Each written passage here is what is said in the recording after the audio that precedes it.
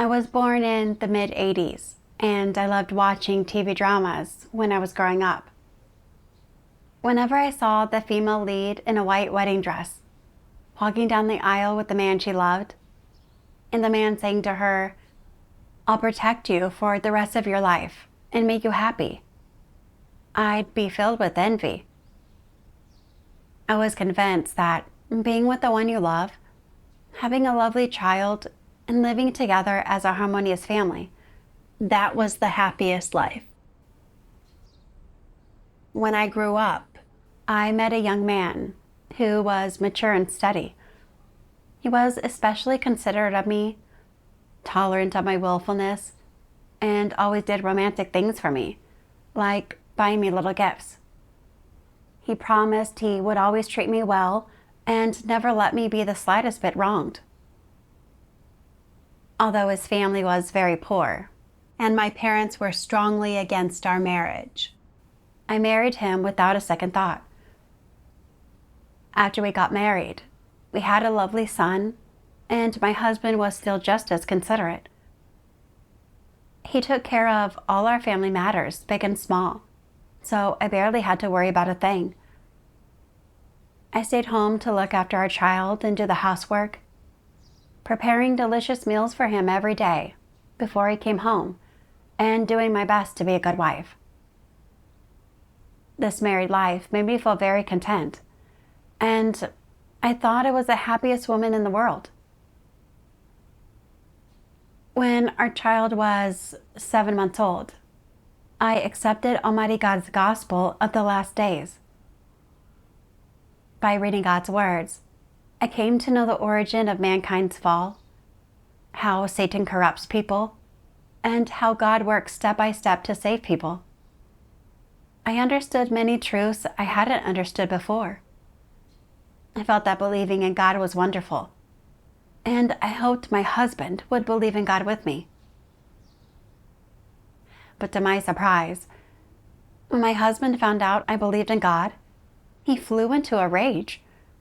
He absolutely forbade me from believing, and even demanded to know who had preached the gospel to me, proclaiming that he would get even with that person.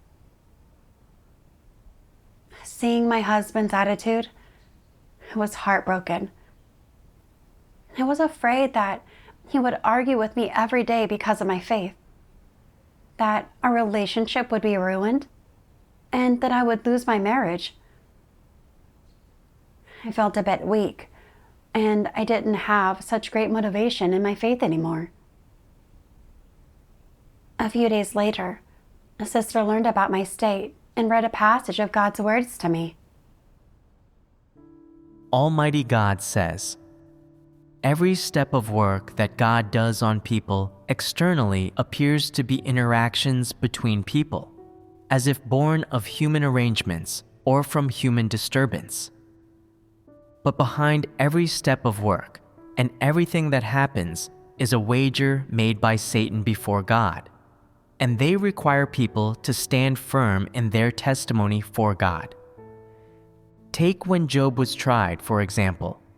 Behind the scenes, Satan was making a wager with God, and what happened to Job was the deeds of men and the disturbance of men. Behind every step of work that God does on you is Satan's wager with God. Behind it is a battle. When God and Satan do battle in the spiritual realm, how should you satisfy God? And how should you stand firm in your testimony to Him? You should know that everything that happens to you is a great trial and the time when God needs you to bear testimony. The sister fellowshiped with me, saying, "Your husband is obstructing your belief in God. That behind this is actually Satan's disturbance. You've only just accepted God's gospel the last days and want to pursue the truth to attain salvation. Satan doesn't want people to follow God, so it uses your husband to obstruct and persecute you, to make you give up your faith. This is Satan's scheme. Look, in the beginning, God created Adam and Eve. They lived in the Garden of Eden with God's presence and provision, and they were very happy. Satan wanted to snatch man out of God's hands, so it used lies to deceive and tempt Eve into eating the fruit from the tree of the knowledge of good and evil. Adam and Eve, lacking discernment, doubted and denied God's words. They listened to Satan, ate the fruit, and betrayed God. As a result, they were cast out of the Garden of Eden and fell under Satan's power, to be trampled and tormented by it.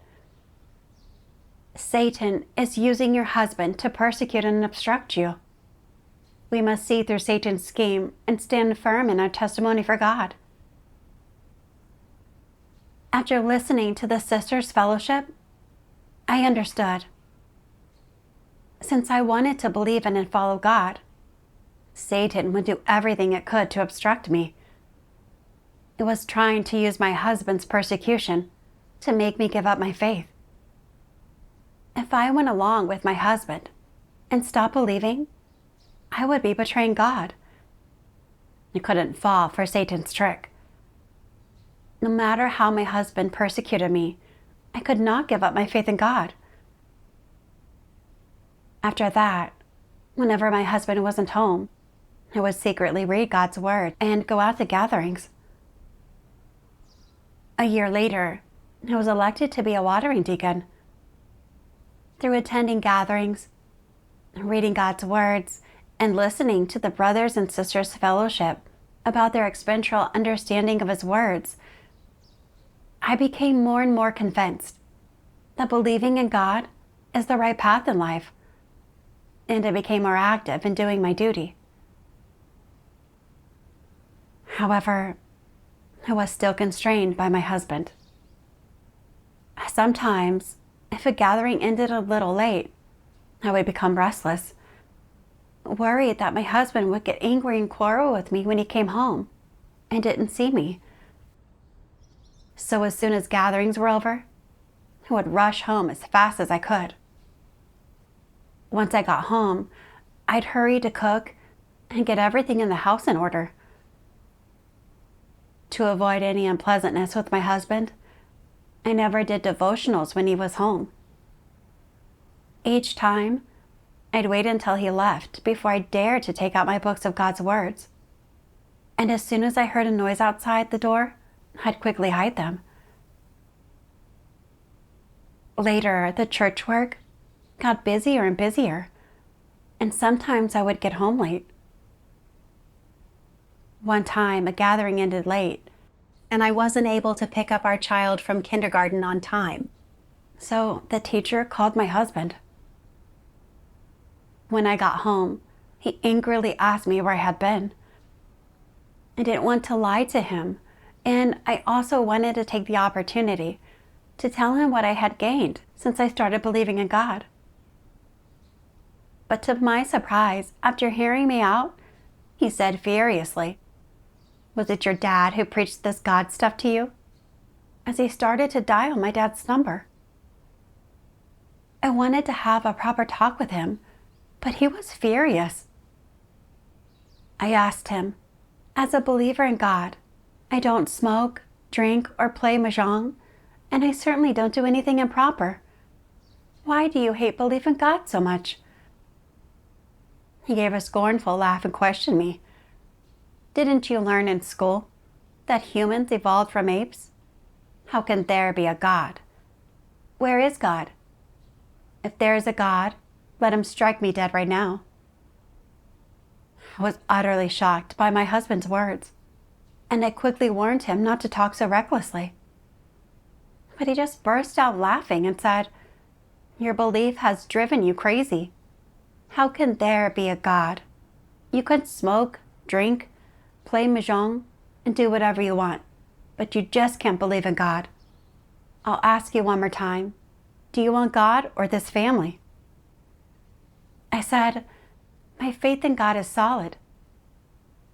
When he saw I was determined to believe in God, he said, "Then leave. You can believe in God and go to your heaven, and I'll go to my hell." Looking at his ferocious expression, I truly couldn't believe this was the same husband who had once promised to love me my whole life and give me a lifetime of happiness. He hated God so much. He was a thorough atheist. I was heartbroken. Deep down, I didn't want to accept the fact that he resisted God, and I couldn't let go of our marriage. I kept comforting myself, thinking he was probably just saying things in anger, and that everything would be fine once he calmed down. So I decided to go stay at my mom's house for a while. That way, I could also do my duty normally. But unexpectedly, a few days later, my husband brought a group of friends to my mom's house. They were all talking at once, trying to persuade me to give up my faith. I was afraid they would attract the attention of the neighborhood committee or the police. So I had no choice but to go back home with my husband for the time being. After we got home, my husband watched me every day, taking me with him wherever he went and not letting me stay home alone. He also bought me delicious food every day, took our child and me to parks and malls, and was always telling me how to be a good wife and how our family of 3 could be happy. Gradually, I stopped discerning his words. I just thought, my husband is so good to me, and our child is so well behaved. It would be nice to just keep living like this. Because I was growing more and more fond of this kind of life, I no longer bore a burden in my duty. I didn't attend group gatherings for a month, and afterward, the leader dismissed me in light of my circumstances. In the days that followed, although my husband was not angry with me anymore, I couldn't drive off the emptiness in my soul. I drifted through each day in a daze. I often asked myself, am I going to live my whole life like this? What is the meaning of life? Then a few lines of God's words came to mind. Where is your resolve? Where is your ambition? Where is your dignity? Where is your integrity? Facing God's questions one after another, I felt terrible. I asked myself in my heart, where is my resolve? Why can't I break free from my husband's constraints? After that, I found that passage of God's words to read. Almighty God says, God has spoken so many words, yet who has ever taken them seriously? Man does not understand God's words, yet he is unperturbed and without yearning. He has never truly known the essence of the old devil. People live in Hades, in hell, but believe they live in the palace of the seabed. They are persecuted by the great red dragon, yet think themselves to be favored by the state. They are made fools of by the devil, yet think they are enjoying the superlative artistry of the flesh. What a bunch of sordid, lowly wretches they are. Man has met with misfortune, but he does not know it, and in this dark society he suffers mishap after mishap, yet never has he woken up to this. When will he cast off his disposition of being kind to himself and his slavish disposition? Why is he inconsiderate of God's heart? Does he quietly condone this oppression and hardship? Does he not wish for the day when he can change darkness into light? Does he not wish to retrieve justice and the truth which have been wronged? Is he willing to watch and do nothing as people reject the truth and twist the facts? Is he willing to keep enduring this injustice? Is he willing to be a slave? Is he willing to perish at the hands of God together with the slaves of this failed state? Where is your resolve? Where is your ambition? Where is your dignity? Where is your integrity? Where is your freedom? He is aimlessly bullied and oppressed in this way, and his whole life is ultimately spent in vain. Why is he in such a hurry to arrive, and such a rush to depart? Why does he not keep something precious to give to God? Reading God's exposure of the current state of human life, I felt as if I had been woken up from a dream.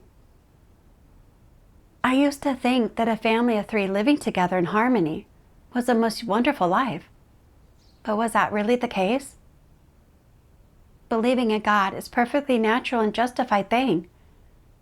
Yet in order not to anger my husband, I didn't even dare to read God's words at home, let alone attend gatherings or do my duty. I spent every day just attending to the daily needs of my husband and child, living without any goal or direction, like a walking corpse. Living this meaningless life without a sense of self was not happiness at all. It was just as God says. You live in such a world of horses and cattle, yet you actually do not feel distressed. You are full of joy and live freely and easily. You are swimming around in that foul water, yet you do not actually realize that you have fallen into such a predicament. Every day, you consort with unclean spirits and interact with excrement, and your lives are quite vulgar. You are not actually aware that you absolutely do not live in the human world and that you are not in control of yourself. Do you not know that your life was long ago trampled by those unclean spirits? Or that your character was long ago sullied by the foul water? Do you think you are living in an earthly paradise, and that you are in the midst of happiness? Do you not know that you have lived a life alongside unclean spirits, and that you have coexisted with everything that they have prepared for you? How could the way you live have any meaning?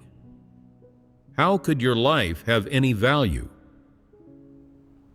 The more I pondered God's words, the more pitiful I felt my life was. My brothers and sisters were all losing no time to eat and drink the words of God and pursue the truth, and their lives were constantly growing. But my days revolved around my husband and child, and I was wasting my life on my marriage. God has become flesh to express the truth, to cleanse and save people, so they can cast off their corrupt dispositions, attain God's salvation, and live out a meaningful life. If my days all revolved around my husband and child, I would surely miss the extremely rare opportunity for God's salvation, and in the end, I would perish along with the devils. That would be a lifelong regret. I then prayed to God. Oh God, I can't just muddle along in the days anymore. I want to pursue the truth and do my duty, but I can't let go of my husband in my heart. May you guide me to see through Satan's schemes, so I'm no longer constrained by him and can believe in you wholeheartedly and do my duty properly. Afterward, I read the words of God and saw my husband's essence more clearly. Almighty God says, "Why does a husband love his wife? Why does a wife love her husband? Why are children dutiful to their parents? Why do parents care deeply for their children? What is people's intent all aimed at?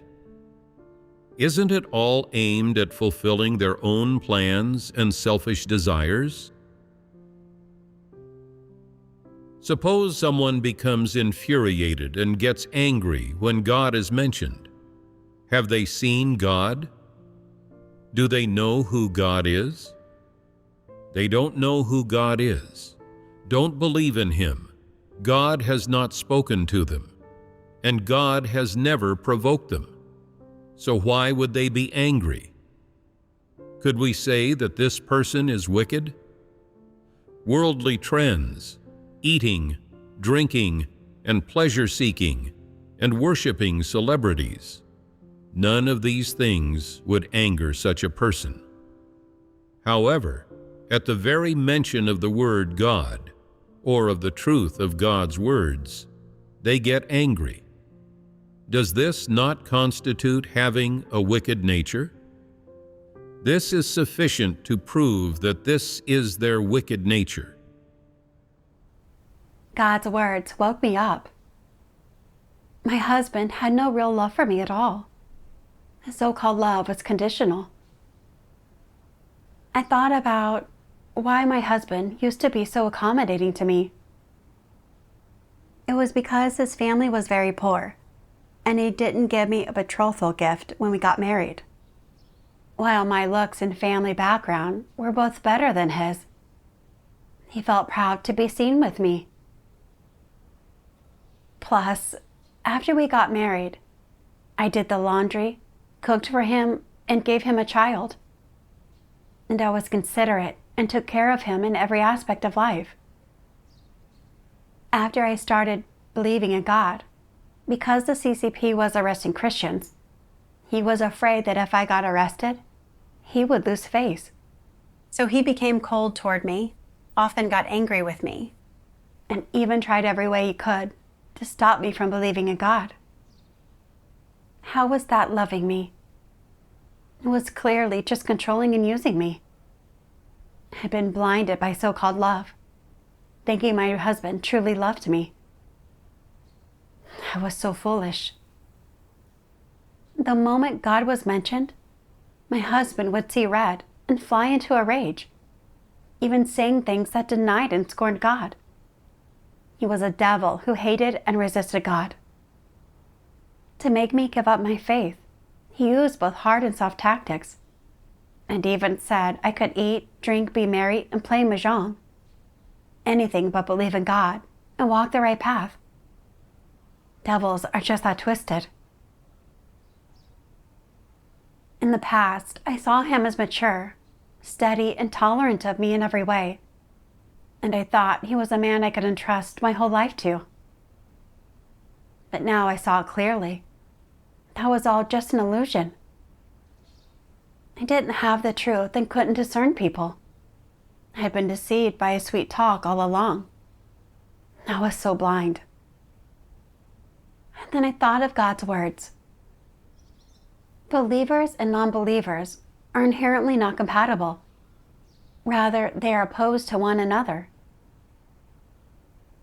My husband is an atheist who pursues worldly trends and enjoys eating, drinking, and being merry. I believe in God and pursue the truth and salvation. We're not walking the same path. He can't change my faith, and I can't change his essence. Even if we stay together, we wouldn't be happy. My husband kept me under his watch, coaxing me every day to join him in pursuing evil trends and stopping me from believing in God and doing my duty. That wasn't love. That was pulling me down to hell with him. I couldn't compromise with this devil anymore. I had to believe in God wholeheartedly and do my duty properly.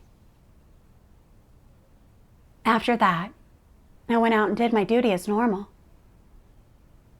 And when my husband saw he couldn't control me, he gave me the silent treatment. Although this kind of married life left me physically and mentally exhausted, in my heart, I still hoped that one day my husband would stop obstructing my faith and our family could live together in harmony as we had before.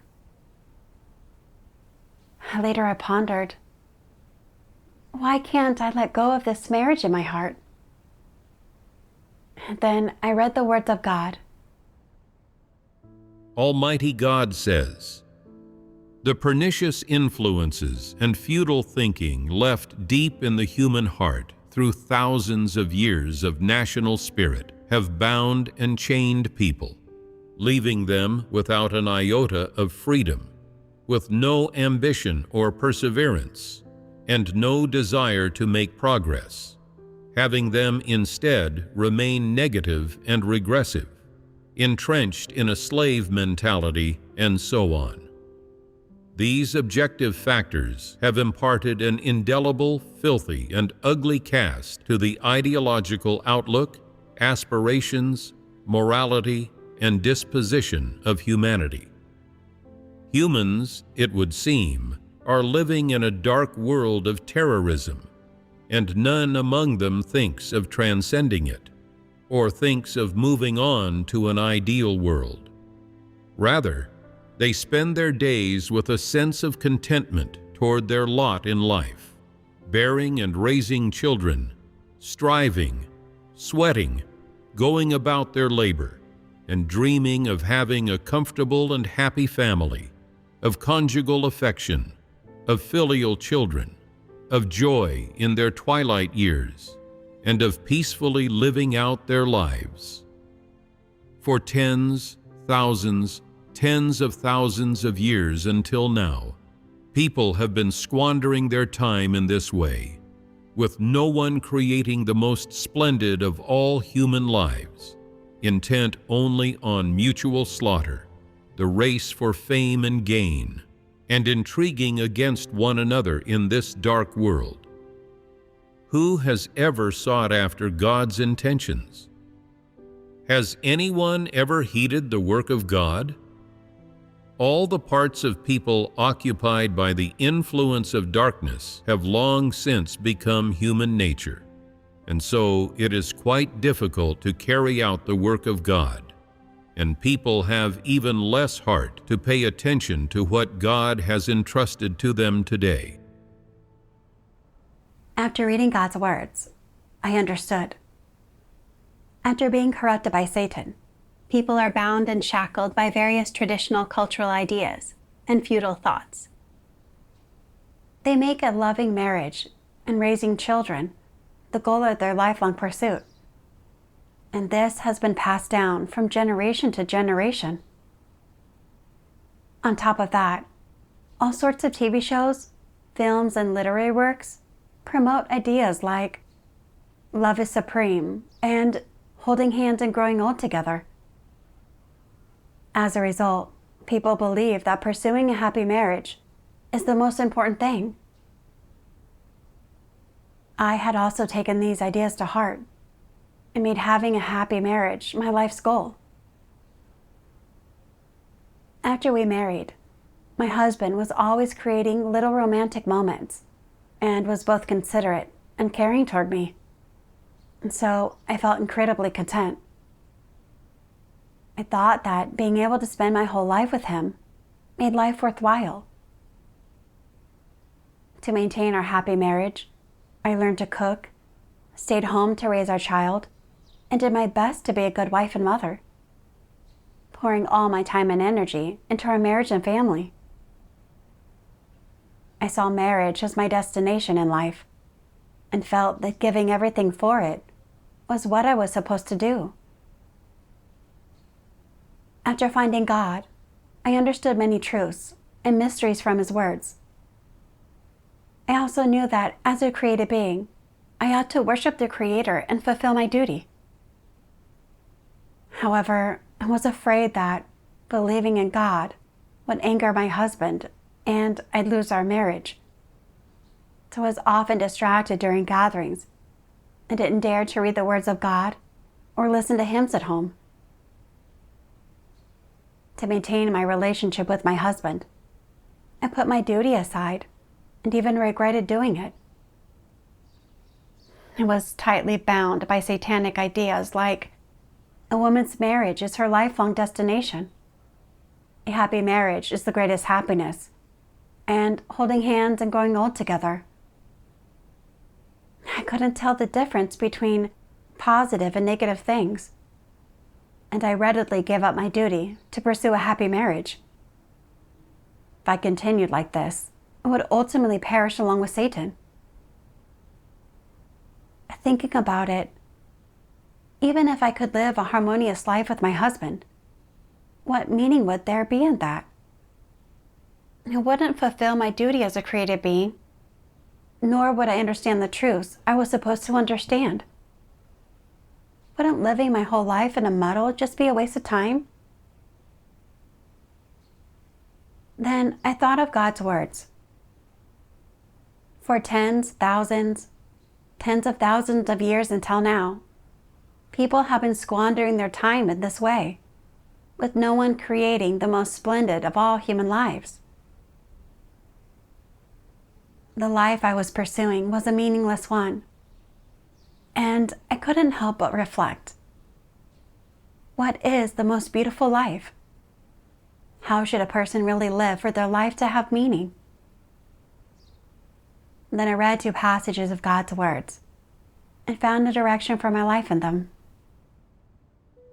Almighty God says, "Some people, however, mistakenly make the pursuit of marital happiness or the fulfilling of their responsibilities to their partner and caring for, looking after, and cherishing and protecting their partner into their mission in life, and they regard their partner as their whole world, their life. This is wrong. Your destiny is under God's sovereignty and is not governed by your partner. Marriage cannot change your destiny, nor can it change the fact that God holds sovereignty over your destiny. Concerning the kind of outlook on life you ought to have and the path you ought to follow, you should seek these in the words of God's teachings and requirements, not depend upon your partner for them and let your partner decide them. Apart from fulfilling their responsibilities to you, they shouldn't have control over your destiny, nor should they demand that you change your direction in life, nor decide what path you follow, nor decide what outlook on life you should have. Much less should they constrain you or obstruct you from pursuing salvation. As far as marriage goes, all people can do is accept it from God and adhere to the definition of marriage God has ordained for man, with both husband and wife fulfilling their responsibilities and obligations to each other. What they cannot do is decide their partner's destiny, previous life, present life, or the next life, let alone eternity. Your destination, your destiny, and the path you follow can only be decided by the Creator. Therefore, as a created being, whether your role is that of wife or husband, the happiness you should pursue in this life comes from you doing the duty of a created being and accomplishing the mission of a created being. It does not come from marriage itself, much less from you fulfilling the responsibilities of a wife or husband within the framework of marriage. Of course, the path you choose to follow and the outlook on life you adopt shouldn't be built upon marital happiness, much less should they be determined by either spouse. This is something you ought to understand. So, people entering marriage who only pursue marital happiness and only regard this pursuit as their mission should let go of such thoughts and views, change the way they practice, and change the direction they're headed in life. People must all seek to live out a life of meaning and should not be satisfied with their current circumstances. They must come to live out the image of Peter, and they must possess the knowledge and experiences of Peter. They must pursue things that are higher and more profound. They must pursue a deeper, purer love of God and a life that has value and meaning. Only this is life. Only then will they be the same as Peter. You must focus on entering proactively on the positive side, and you must not be passive and allow yourself to backslide because you're content with temporary ease, while at the same time ignoring more profound, more detailed, and more practical truths. You must possess practical love, and you must find every possible way to free yourself from this decadent, carefree life that is no different from an animal's. You must live out a life of meaning, a life of value, and you must not fool yourself or treat your life like a toy to be played with. For everyone who has resolve and loves God, there are no unattainable truths and no justice for which they cannot stand firm. How should you live your life? How should you love God and use this love to satisfy His intentions? There is no greater matter in your life.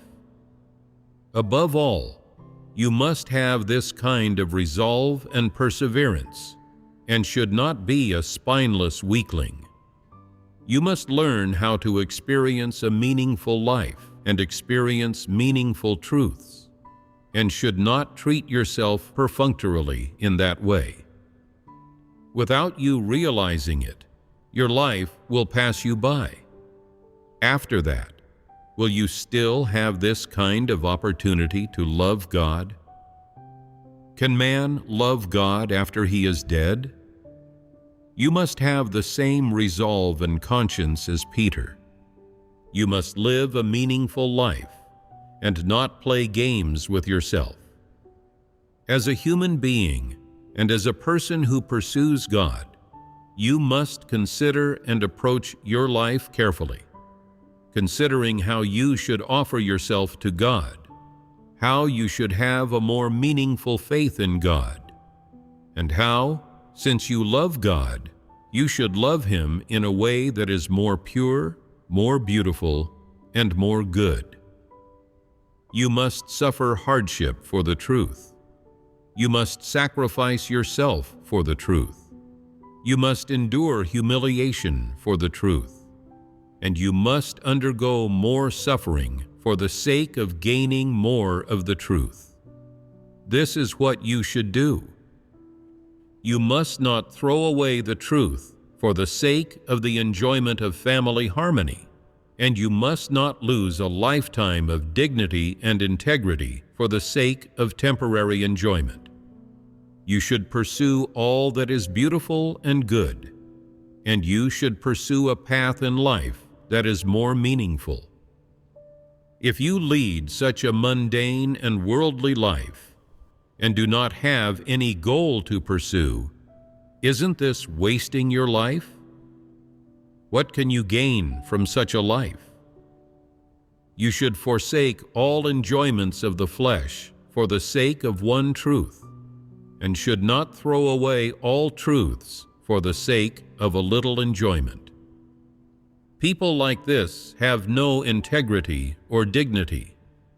There is no meaning to their existence. After reading God's words, my heart was suddenly filled with light, and I felt as if God were personally guiding me toward the direction my life should take.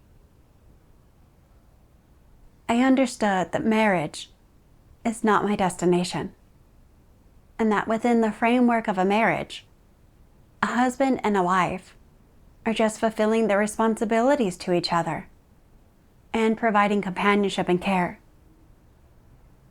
In our married life, I had done the laundry, cooked, and borne a child. I had fulfilled my responsibilities and didn't owe my husband anything. If he hadn't interfered with my faith, we could have continued living together, provided this did not hinder my duty. But if he obstructs my faith, then I should choose to fulfill my duty as a created being. I shouldn't see marriage as my destination or pin a lifetime of happiness on it. That is a mistaken point of view. For years, I had treated my husband as my everything. When he opposed my faith, I blindly compromised and gave in, giving up gatherings and even my duty. I fell completely into darkness, feeling empty and in pain. I had spent all my time and energy on maintaining a happy marriage, so I hadn't read many of God's words and didn't understand many truths. I had even committed transgressions when doing my duty and wasted several years of my life. Now, as I do my duty, attend gatherings and fellowship on the Word of God with my brothers and sisters, I feel peace and ease in my heart. I also understand that as a created being, I should pursue the truth and fulfill my duty.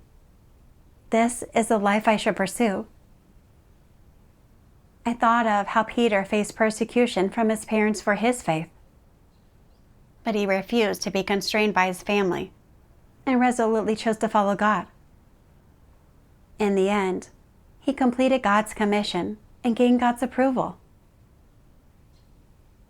There were also many Christians who forsook everything to follow the Lord, propagate His gospel, and expend their whole lives for Him. My heart was greatly inspired, and I prayed to God, "Oh God, I also want to leave my home to do my duty and expend my whole life for you. I ask you to prepare an opportunity for me."